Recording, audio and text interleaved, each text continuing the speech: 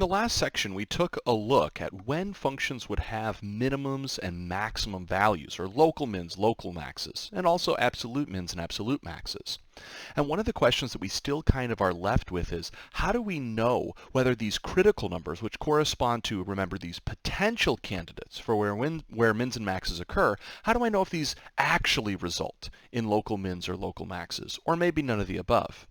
Well, in this section, we're going to talk about some of the machinery that's going to allow us to be able to reach conclusions about our critical points.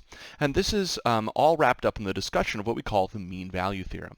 Now, as I state here at the start of the notes, the mean value theorem is actually one of the most important tools in mathematical analysis, which is a sub-branch of mathematics. And we begin this section by kind of not actually jumping directly into the mean value theorem, but rather another theorem, which will be crucial to the proof of the mean value theorem itself. And this is what we call Rolle's theorem. So let's see what Rolle's theorem here actually says. Let f be a function that satisfies the following three hypotheses. So let's imagine we're going to, say, draw out a function that meets these three conditions. The function has to be continuous on a closed interval, say from some point A to some point B. It needs to be differentiable on that interval. And it needs to be the case that the y value at A and the y value at B are equal. So the graph kind of starts and stops at the same height. Now, Rolle's theorem says that if you meet all three of these conditions, then there will be a number c, there is some x value between a and b, such that f prime of c, that is the derivative at c, or the slope of the tangent line at c, will be equal to 0. So generally, if we kind of think about what this is really saying, we can think about sketching out a whole bunch of different graphs here that would seem to meet the conditions. So let's suppose that I had a graph that looked something like this, like just a flat function. Notice that on an interval from a over to b, I can definitely see that this function would be continuous. It's certainly going to therefore be differentiable. And so, and I can also see that the y value at a and the y value at b are the same. I meet all three conditions with this picture of this function. And so, if this is true, then this is saying that there's got to be some point in here where my derivative would have a slope 0. That tangent line has slope 0. And in fact, if I have a horizontal line, I could really choose this value c to be really any point in here, because no matter where I go ahead and actually pick this, the tangent line that I'm going to draw is actually perfectly going to fall in line with my flat line, and so of course it will have a slope of 0. Now, this of course isn't the only function that I could ever draw that meets these conditions. Maybe, say, I draw a function that looks like this. On an interval from a over to b, maybe I have a function that goes like this, right? So again, I've started and stopped at the same height. I have a continuous function, and I have a differentiable function here. Well, then at some point here, there has to be a spot, according to Rolle's theorem, where I could imagine drawing a tangent line of slope 0, and wherever that occurs is the value or the point c. Notice that while this may occur at one particular spot or at infinitely many different spots, like in this picture, it could also occur at maybe just a handful of different spots. So maybe, say, I started with a curve that did something like this, right? So here, a and b, they start or they produce y values of the same height. I have a continuous function. It's also differentiable on this interval. And now I can actually see that, wow, yeah, there would actually be multiple points on here where I could get a tangent line of slope 0. And so I could imagine kind of calling these points like, C number 1 and maybe C number 2, and I could just keep labeling them with different subscripts. So this is kind of the idea of what Rolle's theorem is saying, that any function you draw that meets these three conditions will definitely have a tangent line of slope 0 somewhere on it. Now, at first glance, and after drawing some of these pictures, it might be like, okay, sounds reasonable. But wait a minute. I can't jump that far that fast. How do I know that Rolle's theorem works? Does drawing these three pictures convince me that Rolle's theorem works with any function that satisfies these three conditions? I mean, we've seen a lot of crazy functions so far this semester. Think of all the piecewise functions and other just super messy things that we've come across. And it's like, how do I know that this actually, this conclusion here is actually going to be satisfied? So what we're going to try to do here with the rest of this video is to try to prove Rolle's theorem to try to actually see how is it that we could know for sure that no matter what function we come up with, if it meets these three conditions, it has to satisfy the result of Rolle's theorem. So to do this, we're going to take a common approach done in mathematics, which is to kind of break apart this group of all possible functions into functions with different sorts of properties. So to start here, you can see in case 1, I'm going to deal with functions that are constant functions, kind of like our first picture up here. So I'll say if f of x is equal to k, some constant, then I would have a picture that looks something like this. So I can see that automatically, if I was to go ahead and start to try to look at this function, first off, again, I can tell that it starts and stops at the exact same height. It's a continuous function. It's differentiable. It meets all the criteria. So I can see here then that in this case, if I was to just directly calculate the derivative, since I'm doing the derivative of a constant, I would just get 0. And therefore, as we mentioned above, we can have c be any number in the interval a to b. Right? It could definitely be any number in there because no matter what number I pick for the value of c, right, if I pick it to be, say, right here, then clearly when I draw a tangent line there, I get a slope 0. So constant functions are very, very easy. But not all functions are constant functions. And there might be functions that are not constant functions that also meet the criteria. And do they satisfy the conclusion of Rolle's theorem? Well, we're going to take the rest of our functions and kind of break them into the following two categories. We're going to say there are going to be functions where the function itself is greater than f of a for some x value in the interval a to b.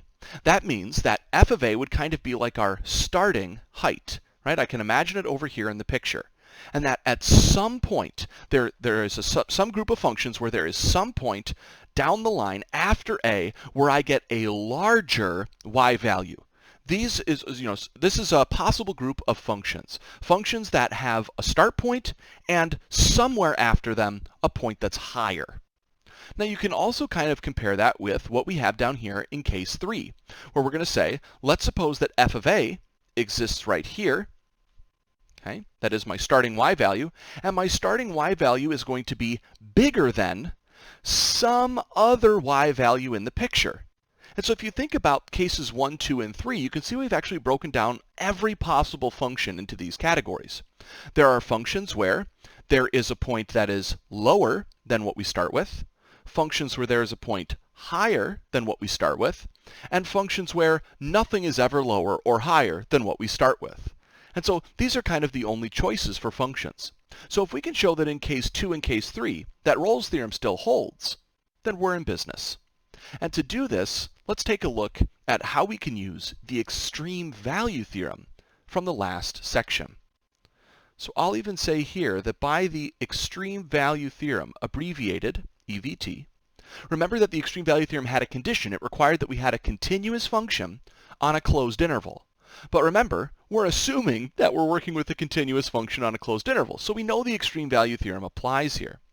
So I can say by the extreme value theorem, f of x has a maximum value at some point in the interval a to b, right? The extreme value theorem, remember, guarantees that there's going to be an absolute maximum and an absolute minimum on a continuous function on a closed interval. So here we're just going to focus on the absolute maximum. Now we may not be sure where it occurs, but we can say the following. Since we were only drawing functions where f of a and f of b were going to be the same, that is my start height and my stop height were identical, then this absolute maximum value has to occur somewhere kind of between a and b. I'll say, since this happens, then the max must occur for some value c in the interval a to b. Again, remember, there's some y value that's bigger than our start point, and since our start point and end point are at the same height, there's some value that's bigger than both the start and the end point. So we know that there's some spot in between where we would hit this maximum. But if this is the case, then I can say that f of x has a local max at x equals c. That's definitely true, because if it's an absolute max, it's certainly also a local max. It's kind of the biggest in a little window.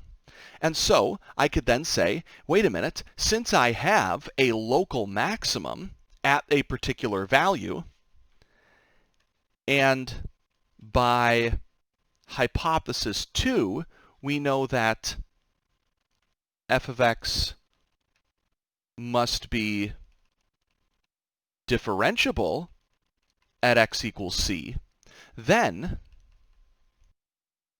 by Fermat's theorem, which we also talked about in the last section, you might recall that if I have a local max at a value and I'm differentiable there, that means that I can't have a first derivative that's coming out undefined, so it must be the case that f prime of c should be equal to 0.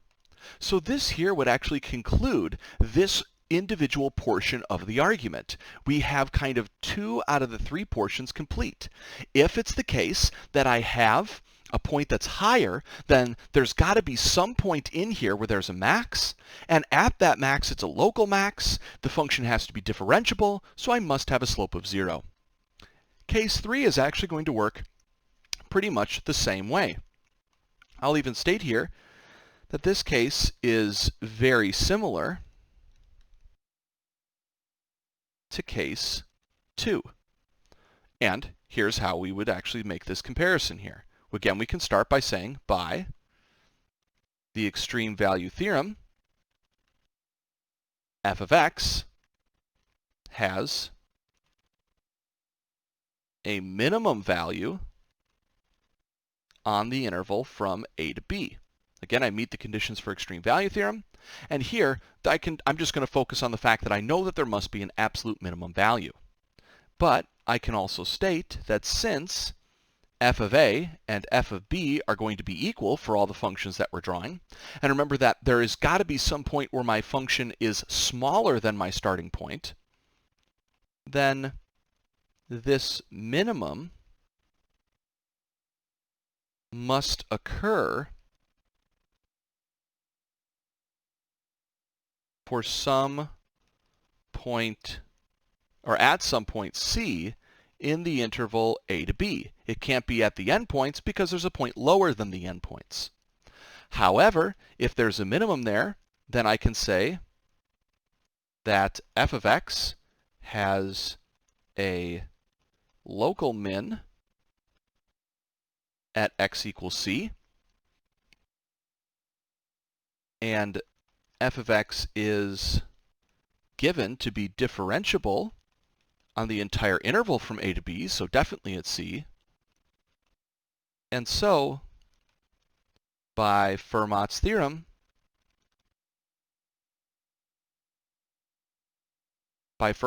what we're ultimately going to end up with is that f prime of c, again, must be equal to 0.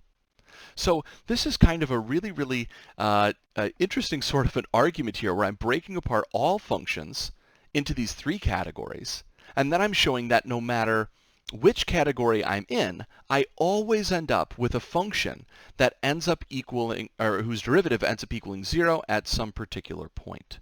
Right? I always get that tangent line of slope 0.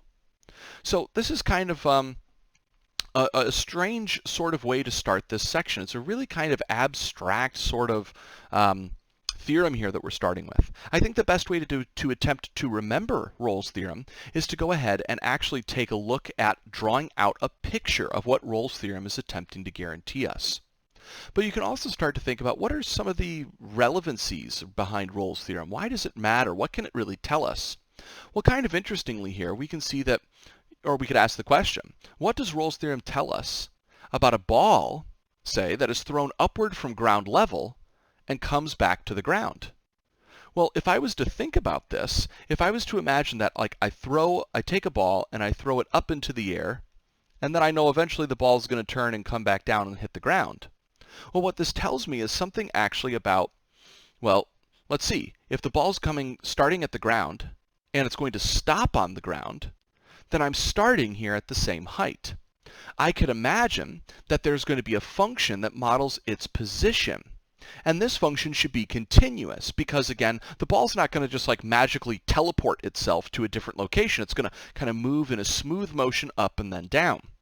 And so it's also therefore going to be differentiable. And so this s of t, where the ball is positioned, is absolutely going to be a continuous differentiable function on this interval of time. And I know that the ball's going to start and stop on the ground. I've met all the conditions for Rolle's theorem. But again, what that tells me is that somewhere on here, there's got to be a tangent line that has a slope of 0. But remember that that tangent line is going to be telling me something about the speed of the ball. And so this tells me that there's got to be a time in this throwing of the ball up and when it comes down where the ball stops moving, where its velocity is 0. There's a time when the ball is no longer going up and a time when the ball is no longer going down. For a split moment in time, the ball is not moving at all. Rolle's theorem guarantees us this.